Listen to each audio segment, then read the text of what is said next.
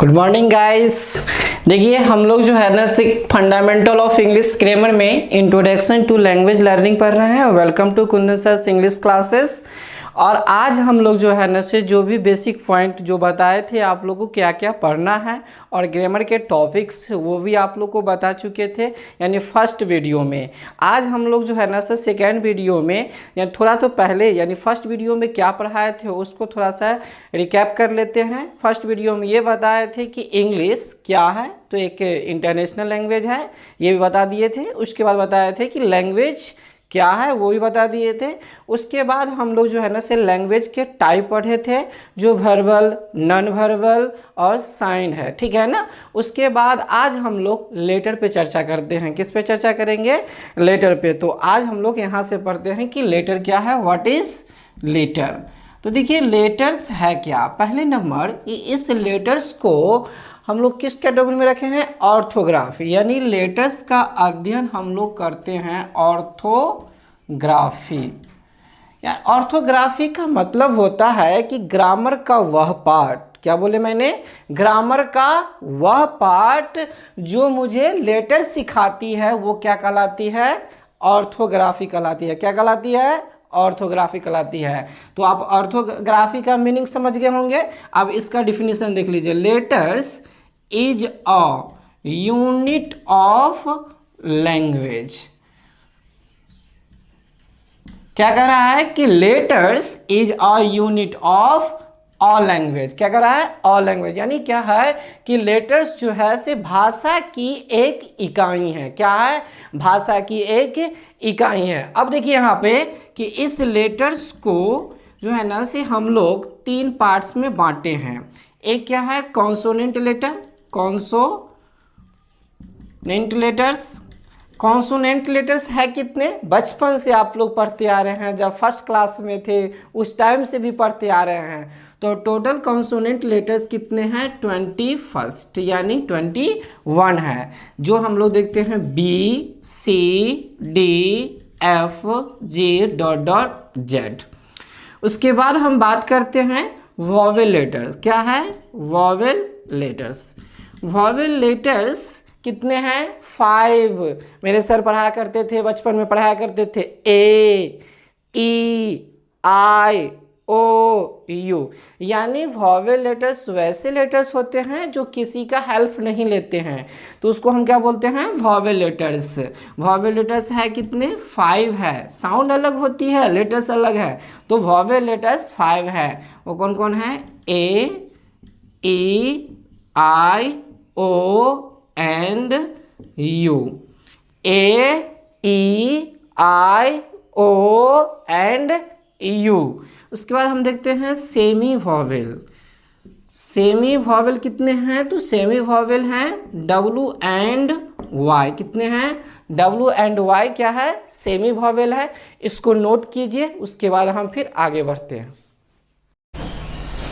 चलिए अब हम बात करते हैं अल्फ़ाबेट क्या है। देखिए बहुत सारे बच्चे इसको तो पहले नंबर अगर कुछ कॉमन एरर में क्वेश्चन आते हैं तो लिख देते हैं अल्फ़ाबेट्स, तो वहीं से एरर हो जाते हैं। अल्फ़ाबेट्स नहीं होते हैं, क्या होते हैं? अल्फ़ाबेट, ठीक है ना। तो पहले इसको समझ लीजिए। अल्फ़ाबेट्स जैसे ही लगाइएगा इसमें S तो इसका मीनिंग कुछ और हो जाएगा, ठीक है, इन्फॉर्मेशन हो जाएगा। इसलिए अगर आपको पेपर में क्वेश्चन भी आते हैं तो एक क्वेश्चन आया था SSC में, She learned the alphabets at the age of 6।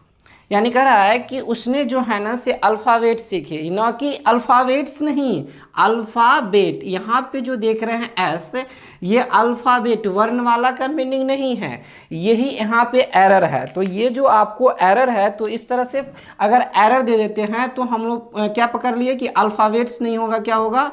Alphabet होगा। क्या होगा? अल्फ़ाबेट। इसका मतलब कि यहाँ पे अल्फ़ाबेट्स के जगह पे हम क्या यूज करेंगे? अल्फ़ाबेट, ठीक है ना। तो अल्फ़ाबेट का हम अब डिफिनीशन समझ लेते हैं कि अल्फ़ाबेट का डिफिनीशन क्या है। तो alphabet is a group of letters. Alphabet is a group of letters in a language, in a language. यानी alphabet total A to Z को ही तो अल्फ़ाबेट कहा जाता है। क्या कहा जाता है? ए टू जेड को ही अल्फ़ाबेट कहा जाता है। तो आप समझिएगा यहाँ पे लेटर्स टोटल कितने हैं? 26 लेटर्स 26 हैं, लेकिन अल्फ़ाबेट कितने हैं?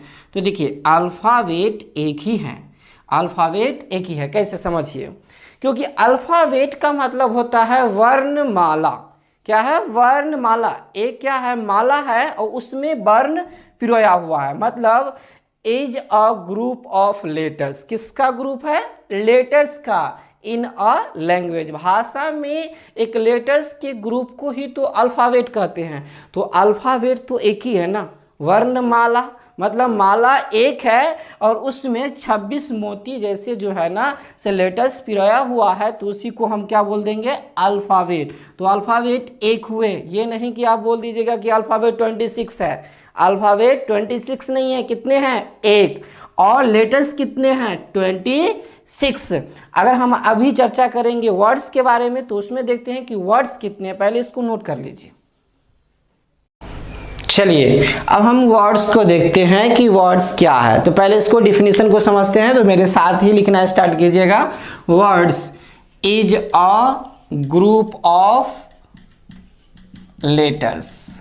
यहां पर क्या आया बात कि words is a group of letters with a complete meaning, with a complete meaning. क्या कह रहा है कि words is a group of letters with a complete meaning. देखिए यहाँ पर जब तक कोई लेटर्स का ग्रुप होगा और साथ साथ में उसका कंप्लीट मीनिंग होगा, तभी जाकर के जो है ना से वो वर्ड्स कहलाएगा। ये ऐसा नहीं कि आप कुछ भी लिख दीजिएगा और कहिएगा कि एक वर्ड्स हो गया, ये वर्ड्स नहीं है। लेकिन अगर इसी वर्ड्स को मैंने इस तरह से लिखे तो ये एक क्या हो गया? वर्ड्स हो गया।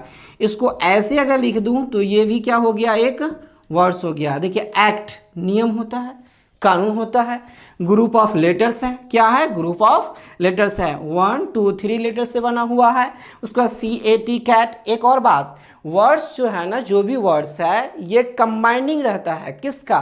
कॉन्सोनेंट एंड वॉवेल लेटर्स का। जितने भी वर्ड्स है जब तक उसमें कॉन्सोनेंट एंड वॉवेल लेटर्स नहीं मिलेंगे तब तक वो वर्ड्स नहीं बनेंगे।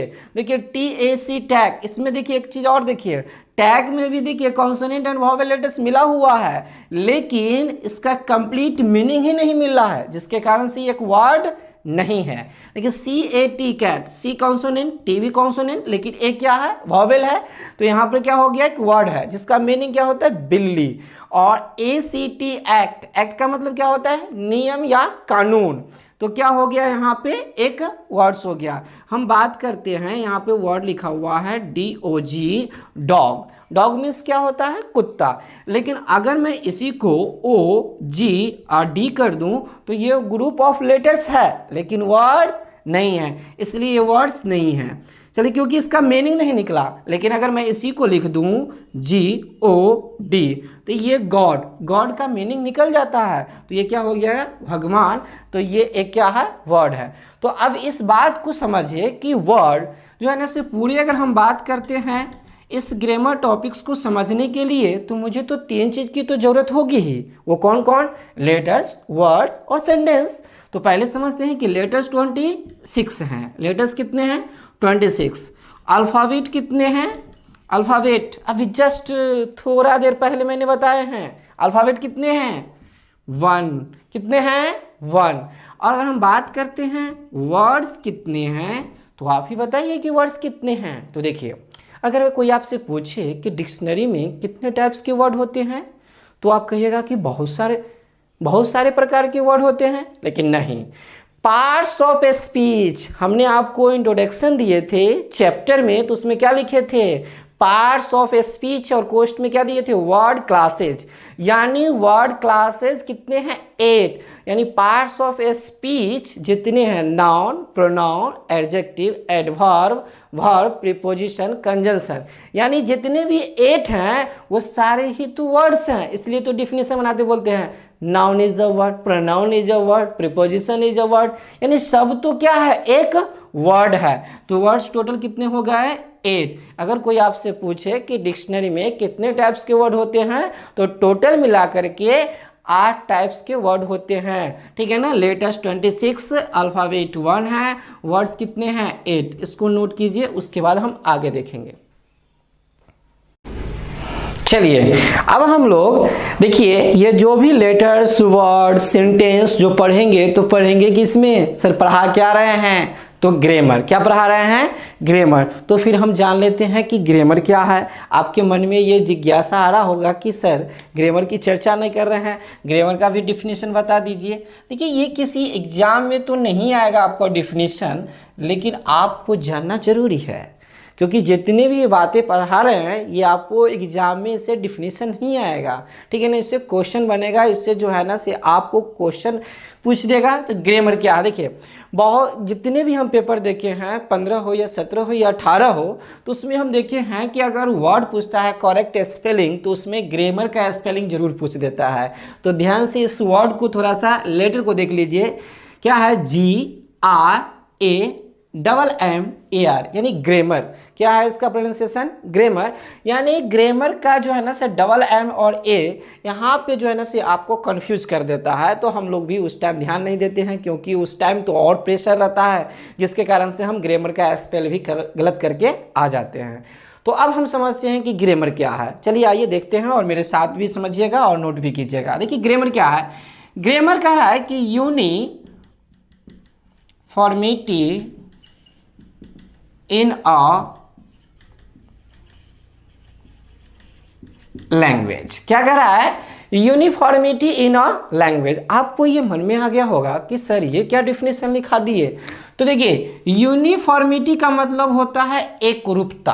क्या होता है, एकरूपता। तो इसका अगर हम हिंदी में लिख दे तो क्या कह रहा है कि, क्या कह रहा है, देखिए कि ग्रामर यानी यूनिफॉर्मिटी इन अ लैंग्वेज, यानी भाषा में, किसमें, भाषा में एकरूपता, भाषा में एकरूपता पैदा करना ही, भाषा में एकरूपता पैदा करना ही क्या कहलाती है, ग्रामर कहलाती है। क्या कहलाती है, ग्रामर कहलाती है। यानी कह रहा है भाषा में एकरूपता पैदा करना ही ग्रामर कहलाती है। अब इस पॉइंट को समझना होगा कि एकरूपता कैसे है। देखिए चलिए आज मैं जो है ना से इस यूनिफॉर्मिटी की जो बात हो रही है, इस एकरूपता की, इसको समझ लेते हैं कि ये एकरूपता क्या है। देखिए हम बात कर रहे थे 1945 और 1989, और हम बात कर रहे हैं 2020। समझते हैं 1945 में सपोज कीजिए कि मेरे दादाजी या आपके दादाजी जो है ना से ग्रामर पढ़े होंगे, ठीक। और 1989 में शायद आपके भैया या चाहे आपके जो है ना से पापा चाहे अंकल कोई भी जो है ना से ग्रामर पढ़े होंगे, और आज आप लोग 2020 में ग्रामर पढ़ रहे हैं। अब खुद सोचिए कि क्या वो नाउन का डिफिनीशन कुछ और पढ़ लिए थे, ग्रामर का डिफिनीशन कुछ और पढ़ लिए थे, और वहाँ पे सेंटेंस का जो फॉर्मेशन होता है सब्जेक्ट वर्ब ऑब्जेक्ट, क्या वो वर्ब ऑब्जेक्ट सब्जेक्ट पढ़ लिए थे, नहीं ना।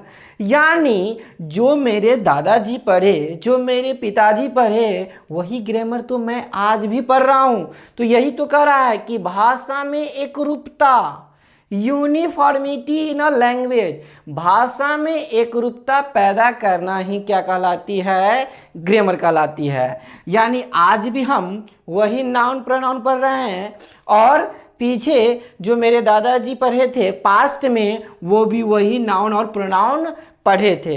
इसका मतलब है कि ये क्या है, यूनिफॉर्मिटी लाती है, एकरूपता लाती है। सपोज कीजिएगा बात से, इस बात को भी समझ लीजिए कि आज हम लोग इंडिया में हैं, इंडिया का ग्रामर कुछ और है क्या, ब्रिटिश का ग्रामर कुछ और है क्या, अमेरिकन ग्रामर कुछ और है क्या, कि वही है। देखिए जो रूल अमेरिकन का है, जो रूल ब्रिटिश का है, और जो रूल हमारे इंडिया का है, सबका तो सेम ही है ना। क्या हम इंडिया हैं तो कुछ और ग्रामर बोल रहे हैं, कुछ और इंग्लिश में बात करते हैं, और अमेरिका चले जाएंगे तो कुछ और बात करेंगे, नहीं ना। इसका मतलब है कि हम इंडिया के चाहे वर्ल्ड के किसी भी कोने में चले जाए, अगर इस इंग्लिश लैंग्वेज की बात करें तो सबके लिए क्या रहेगा, समान ही रहेगा। लेकिन एक बात ज़रूर है कि उसका प्रोनाउंसिएशन चेंज हो जाएगा। क्या हो जाएगा, प्रोनाउंसिएशन चेंज हो जाएगा। हम लोग जो है सिर्फ ब्रिटिश का प्रोनाउंसिएशन अपनाते हैं, अमेरिकन का प्रोनाउंसिएशन कुछ और है, फ्रेंच का कुछ और है, जर्मनी का कुछ और है, तो प्रोनाउंसिएशन चेंज हो जाता है। एक और बात करते हैं, हम लोग मान लेते हैं कि 1 ही 2 किलोमीटर पर देखते हैं कि क्या हो जाता है कि हम लोगों का भाषा चेंज हो जाती है। जानते हैं क्यों? जहाँ देखिए उधर गया तरफ चले जाइए भोजपुर की तरफ तो भोजपुरी लैंग्वेज है, ठीक है ना। हमारी मिथिला में आ जाइए तो मिथिला लैंग्वेज है। अपने गांव घर में जो यूज करते हैं वो सब क्या है, ठेठी यूज है। लेकिन ये सबको बोलते क्या है, डायलॉग। क्या बोलते हैं, डायलॉग। और डायलॉग जो है से हर 1-2 किलोमीटर पे चेंज हो जाती है। हम भी घर में कुछ और बात करते हैं, ठीक है ना, मम्मी पापा से, और आप लोग से कुछ और बात करते हैं। यानी ये डायलॉग जो है से क्या होती है, चेंज होती रहती है। तो यही जो कहलाती है हमारी ग्रामर। तो ग्रामर भी क्या है कि भाषा में एक एकरूपता लाती है, तो उसी को हम ग्रामर कहते हैं। और आप लोग जो पढ़ते हैं कि शुद्ध शुद्ध पढ़ना शुद्ध शुद्ध लिखना, ये डिफिनीशन सही नहीं है। सही डिफिनीशन यही है, इसको नोट कीजिए। चलिए अब हम लोग फ्रेज से चर्चा करते हैं, उसके बाद हम लोग सेंटेंस पढ़ेंगे और उसके बाद हम लोग क्लाउज पढ़ेंगे। और जो भी अभी पढ़ रहे हैं ये हम आप लोग को जड़ जो होती है ना, नींव डाल रहे हैं, ठीक है ना। उसके बाद ही हम ऊपर जो है ना से ले जाएंगे। तो भी जो भी छोटी छोटी पॉइंट इसको अच्छे से समझिए, तब ग्रामर पढ़ने में मजा आएगा और वहाँ पे टॉपिक्स को समझने के लिए। तो ये जो कह रहे हैं कि फ्रेज, देखिए फ्रेज वैसे कहेगा तो 2 क्लास में भी दिया हुआ है। सीबीएसई की अगर कोई भी स्कूल की इंग्लिश की बुक है तो आप उसमें देखिएगा उलट के, तो आपको फ्रेज मिल जाएगा, ठीक है ना। लेकिन आप लोग समझ नहीं पाते हैं कि ये होता क्या है फ्रेज। तो आज हम लोग इसको समझेंगे कि फ्रेज क्या है। देखिए फ्रेज क्या कर रहा है कि फ्रेज क्या कर रहा है, phrase is a group of words. क्या कर रहा है, phrase is a group of words that make sense. मतलब फ्रेज जो है से एक ग्रुप है, किसका, वर्ड्स का। और वे क्या है कि एक सेंस भी देती है, लेकिन can not give complete meaning. लेकिन एक कंप्लीट मीनिंग फ्रेज नहीं देती है। देखिए अभी जस्ट आपने पढ़े कि वर्ड एक कंप्लीट मीनिंग देती है, लेकिन फ्रेज क्या है, कंप्लीट मीनिंग नहीं देगी। और वैसे भी हम आगे पढ़ेंगे क्लास, तो उसमें भी देखिए क्या डिफरेंस हो जाता है। तो यहाँ समझिए, phrase is a group of words that make sense but can not give complete meaning. यानी फ्रेज क्या है, एक वर्ड का ग्रुप है जो एक सेंस देती है लेकिन एक कंप्लीट मीनिंग नहीं देती है। अब देखिए क्या करा, ऑन द बेंच क्या है, ऑन THE बेंच। यानी एक वर्ड वो ऑन है, दूसरा वर्ड द है और तीसरा वर्ड बेंच है। और इस तीनों वर्ड से मिलके एक फ्रेज बन गया ऑन द बेंच। और एक और बात समझना है कि जो फ्रेज होती है ना उसमें कोई एक्शन नहीं होती है। मतलब कि उसके साथ कोई एक्शन और उसका कोई डूअर नहीं होता है। अगर एक्शन और डूअर हो जाएगा तो वो एक क्लाउज कहलाएगी। क्या कहला जाएगी, क्लाउज कहला जाएगी। तो फ्रेज का मतलब ही होता है ग्रुप ऑफ वर्ड्स। यहाँ भी देखिए एट दिस मोमेंट, इसमें भी क्या है, ग्रुप ऑफ वर्ड्स है। अंडर द टेबल क्या है, under the table. Ram and Shyam क्या है, सीता विद राम। यानी ए कह रहा है क्या, 2 या 2 से अधिक जैसे ही वर्ड मिल जाएंगे तो समझिएगा क्या है, फ्रेज है। वो क्या है, फ्रेज है। चलिए हम सेंटेंस के जरिए आपको समझाते हैं कि सेंटेंस क्या है। देखिएगा, पनिश्ड स्टूडेंट्स आर स्टैंडिंग।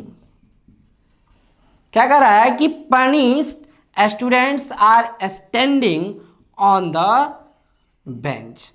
अगर मैं इस सेंटेंस में आप लोग से कहें कि इसमें से बताइए फ्रेज कहाँ है, तो पहले समझिएगा, पनिश्ड स्टूडेंट्स। यहाँ तो आप समझ रहे हैं कि ये तो हो गया एक्शन यानी वर्ब हो गया, और इस एक्शन के बाद जो भी कुछ आती है तो ये इसका ऑब्जेक्ट कहलाती है। क्या कहलाती है, ऑब्जेक्ट कहलाती है। और ऑब्जेक्ट जानते हैं कि क्या होती है, नाउन नहीं तो प्रोनाउन होती है। लेकिन इस ऑब्जेक्ट की प्लेस पे क्या है, ऑन द बेंच है, यानी ग्रुप ऑफ वर्ड्स है। देखिए इस ऑन द बेंच में मेन वर्ड क्या है, बेंच है। तो इसका मतलब एक और बात समझना है कि प्रीपोजिशन के बाद है द बेंच। तो अगर हम इसको तोड़ेंगे तो क्या हो जाएगा, या तो ये बनेगी एडजेक्टिव नहीं तो बनेगी एडवर्ब। तो इसको हम यहाँ पर अगर डिटेल करने लगेंगे तो आप बोरिंग हो जाइएगा। पहले इसको समझिए कि फ्रेज क्या है, बस इतना पहचान लीजिए। उसके बाद हम फ्रेज को तोड़ेंगे कि 8 टाइप्स के होते हैं, noun phrase, adjective phrase, adverbial phrase, prepositional phrase, वो सारे हम अलग से बताएंगे, उसका अलग वीडियो लेके आएंगे। पहले यहाँ समझिए क्या कर रहा है कि punished students are standing on the bench. यहाँ पर हम देख रहे हैं कि ये पूरा का पूरा क्या है, एक सब्जेक्ट है, और ये क्या है, वर्ब है। और ये जो हम देख रहे हैं ग्रुप ऑफ वर्ड्स, सिंगल नहीं है, क्या है, ग्रुप ऑफ वर्ड्स है, और ये क्या है, एक फ्रेज है। ये क्या है, फ्रेज है। समझ गए होंगे अच्छी तरह से कि फ्रेज क्या है, ग्रुप ऑफ वर्ड्स है। दूसरा एग्जाम्पल अगर हम बात करते हैं तो देखिएगा क्या है कि the peon of our school, क्या कर रहा है, the peon of our school is on leave today, on leave today. देखिए यहां पर क्या कर रहा है, the peon of our school is on leave today. तो देखिए क्या कर रहा है कि द प्यून, यहाँ देखिए यहाँ the peon of our school, ये पूरा का पूरा एक तरीके से कहिएगा तो क्या है, फ्रेज ही है, लेकिन ये सब्जेक्ट का काम कर रहा है। और यहाँ क्या है, ये वर्ब है, तो ये क्या हो गया, एक फ्रेज हो गया। ये भी क्या कहलाएगा, फ्रेज कहलाएगा। और इधर भी क्या है, एक फ्रेज के रूप में है, लेकिन यहाँ पर पूरा एक क्या है, सब्जेक्ट का काम कर रहा है, और ये भी एक क्या हो जाएगा, फ्रेज ही है। ये भी क्या है, एक फ्रेज ही है। इसको नोट कीजिए, उसके बाद हम फिर समझते हैं। चलिए एक एग्जाम्पल से और हम समझते हैं, ठीक है। आई एम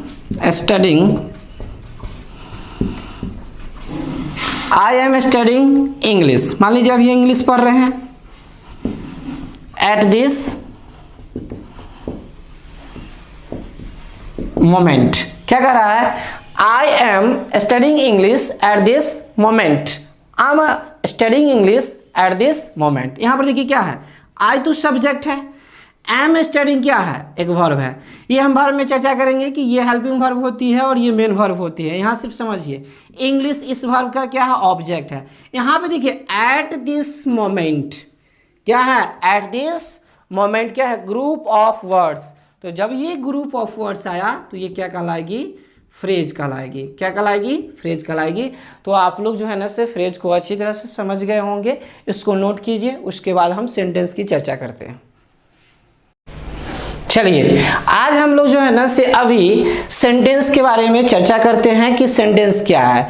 अभी थोड़ा देर पहले आपने क्या पढ़े, फ्रेज के बारे में। अब देख लेते हैं कि सेंटेंस क्या है। देखिए सेंटेंस के बारे में पहले समझा देते हैं कि सेंटेंस है क्या। Sentence is a group of words. क्या है, sentence is a group of words. Sir अभी जस्ट आपने बताया कि phrase is a group of words, तो पहले तो आगे तो सुनिए। Sentence is a group of words that gives complete meaning. क्या कर रहा है, that gives complete meaning is called a sentence. या हम ऐसे भी बोल सकते हैं a meaningful group of words. क्या मैंने बोला, a meaningful group of words that gives complete meaning is called a sentence. तो लिख लेते हैं इसको। क्या कह रहा है कि a meaningful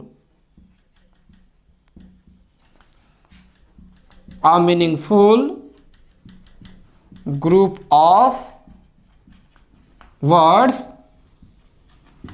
that gives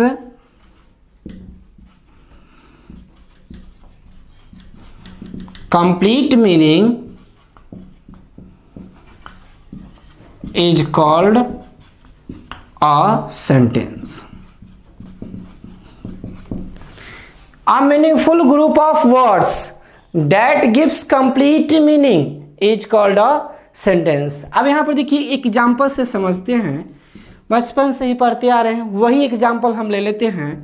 Ram it's a mango. Ram it's a mango. देखिए एक सेंटेंस है। अब कैसे, तो समझिएगा कि राम एक क्या है, सब्जेक्ट है, और ये इट्स क्या है, वर्ब है, और इस वर्ब का एक्शन जो हुआ और प्रभाव हो गया इस पे, तो ये क्या हो गया, ऑब्जेक्ट हो गया।